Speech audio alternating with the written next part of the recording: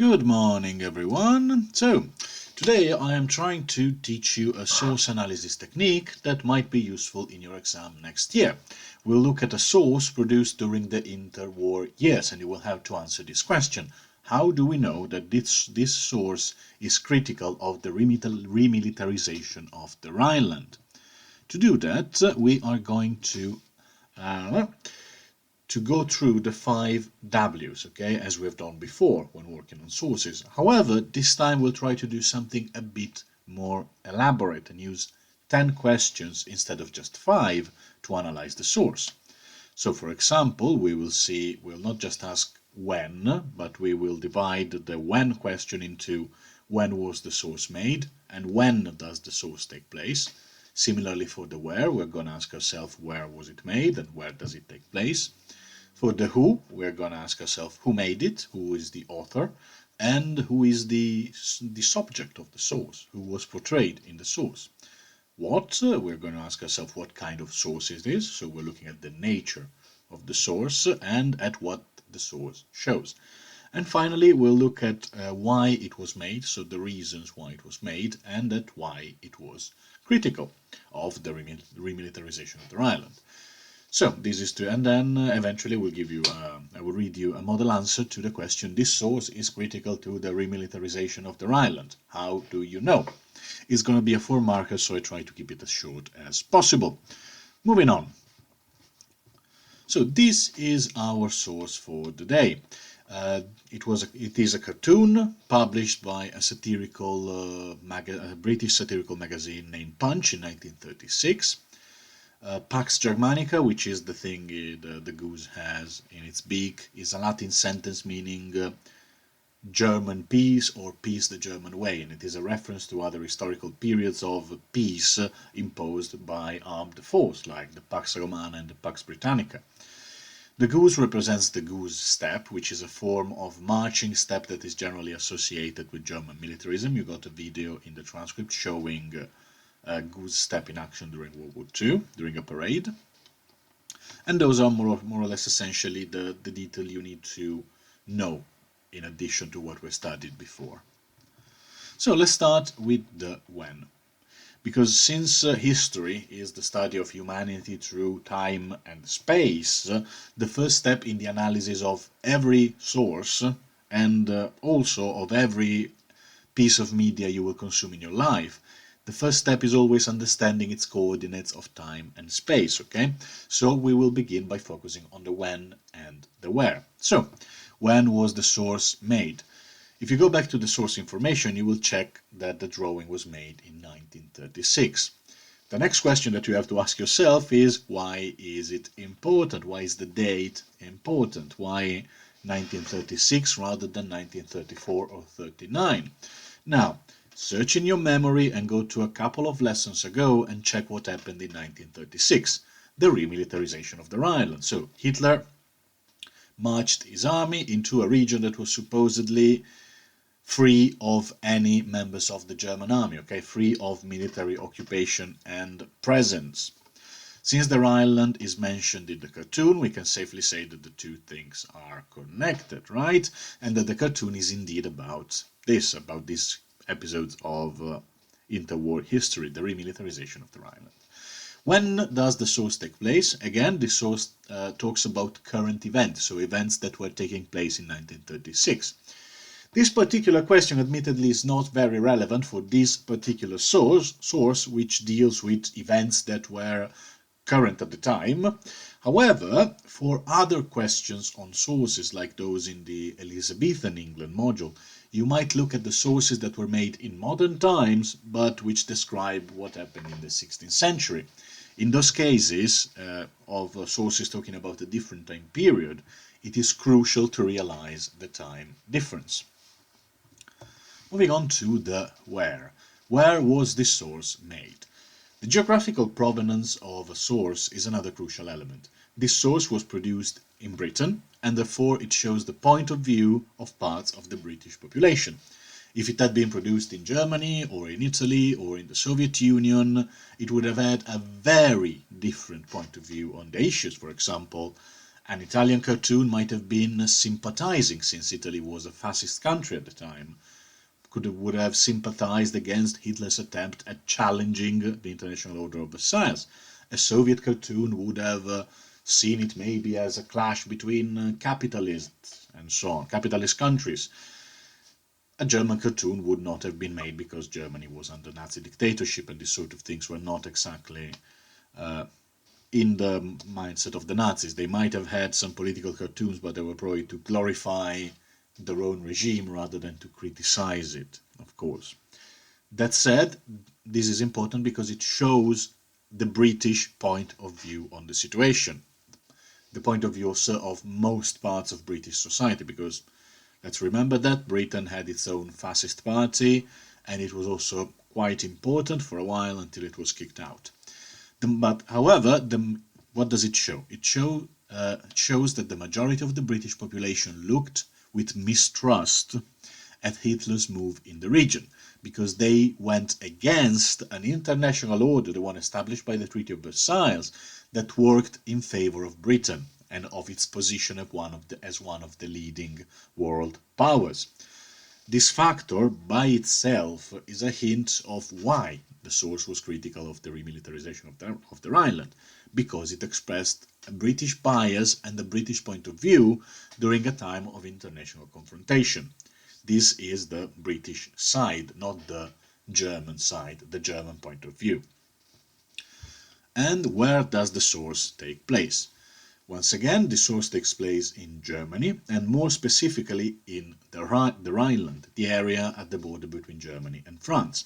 Due to its troubled and problematic history and to its role as the border between two great powers, who had been invading each other pretty much every other year since the 1750s, it is quite important to understand the precise part of the world.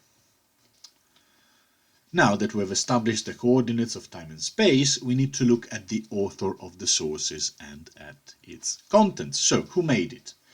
The context in which the source appeared is, in this particular case, more important than its actual author. Of course, if you're doing a PhD research on the different drawers and artists at Punch magazine, then it will be important for you to understand which particular author drew it.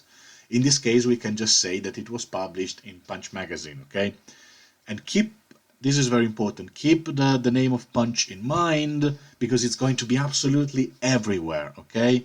Whenever we're doing a module on modern history of Britain, 9 times out of 10, all the sources that you will have to analyze are going to be from Punch magazine. It's ridiculous. They are great drawings, but it's ridiculous that most of the cartoons come from there, or they are political cartoons.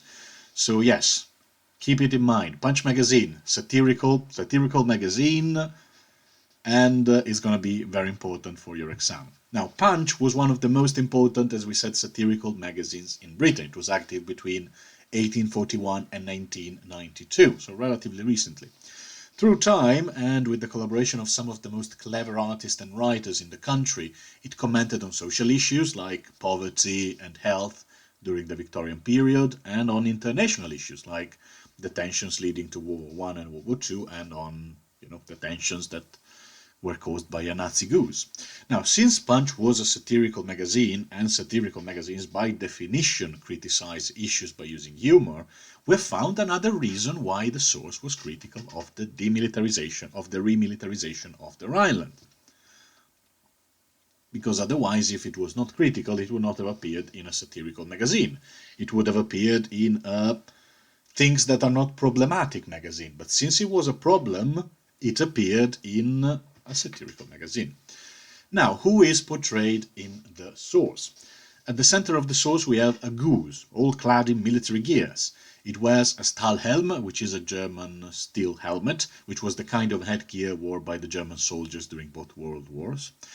It also has a whole array of weapons, including, a couple of machine guns, a sword, a rifle, several grenades maybe, and a map of the Rhineland. Okay, by themselves, these elements are quite German. You've got the Stahlhelm, you've got the machine guns.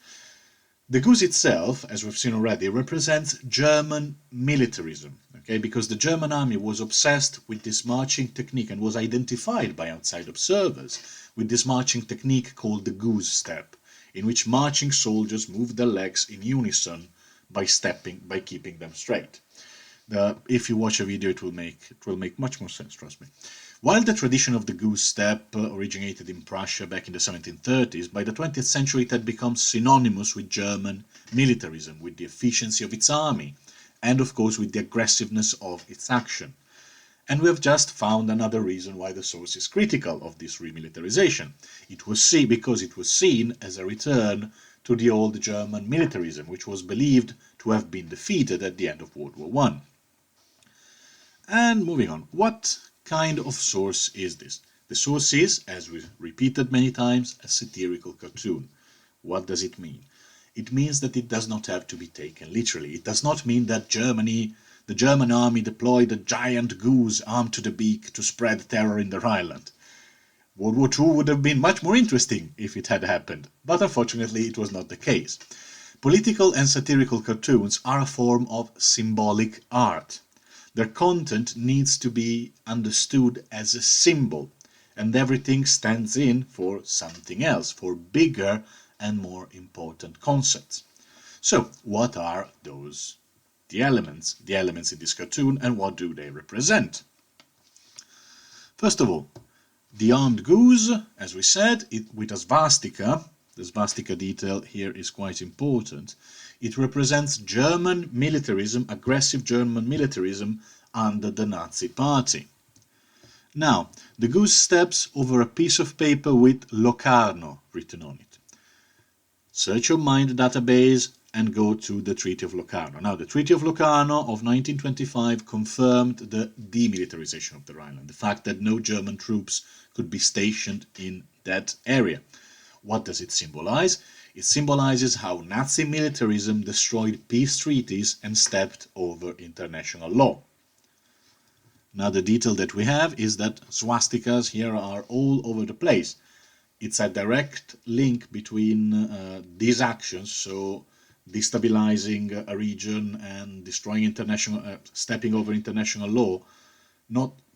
These actions are directly linked with the Nazi leadership of Germany, which at the time had been in power for 3 years.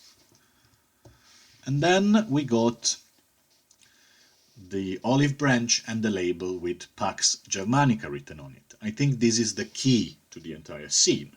The olive branch is usually seen as a symbol of peace, and the label is indeed saying Pax Germanica, peace the German way, which is, as we said, a throwback to other expressions used to describe peace achieved through military force, such as Pax Romana for the ancient Romans or Pax Britannica for the British Empire.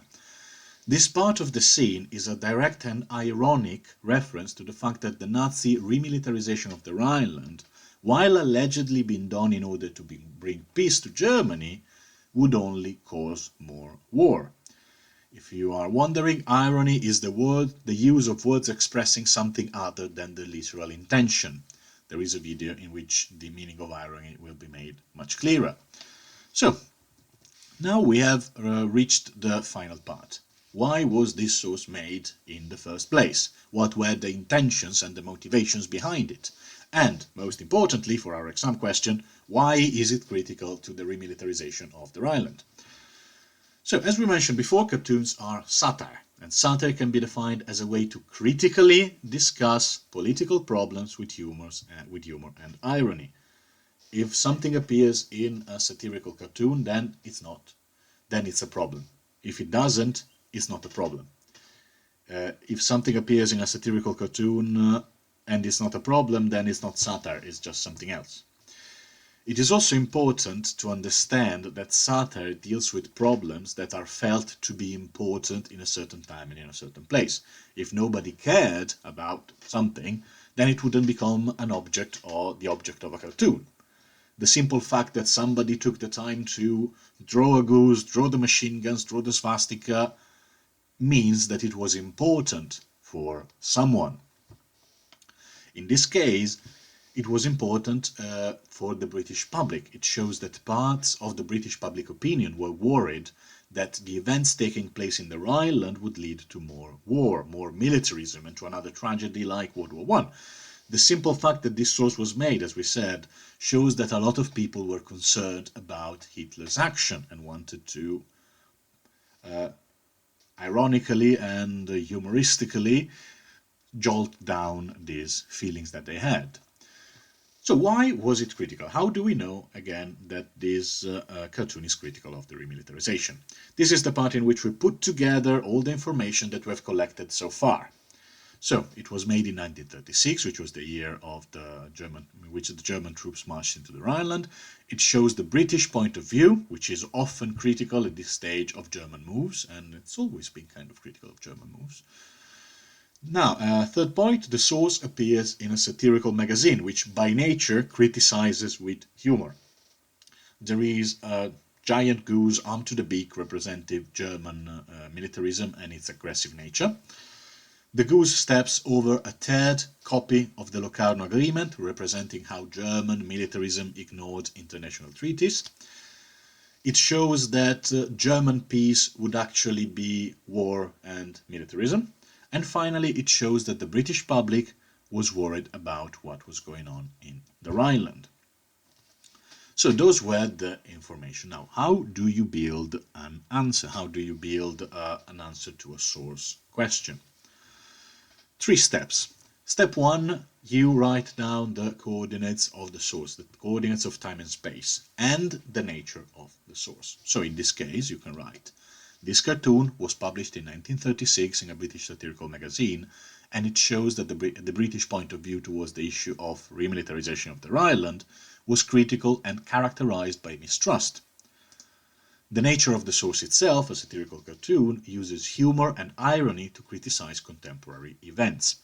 Then, step 2, you analyze its content and its symbolism. Okay? Not every source has symbolism. This one, due to its nature, has a lot of it.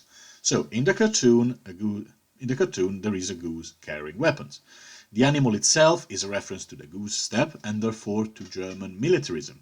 And the swastika on its front represents how it was resurrected by the Nazi Party after its alleged defeat in the First World War. This is important. Try to put as much historical context as you can. Things do not happen in a void. You need to place them in the right context. The goose steps over a piece of paper representing the Treaty of Locarno, an agreement which tried to settle once and for all the issue of the contested Rhineland frontier between France and Germany. Again, context. Finally, it carries an olive branch with the label Pax Germanica, ironically showing that German militarism would not result in peace, but in more war. Step 3, or Goose Step 3, conclusions.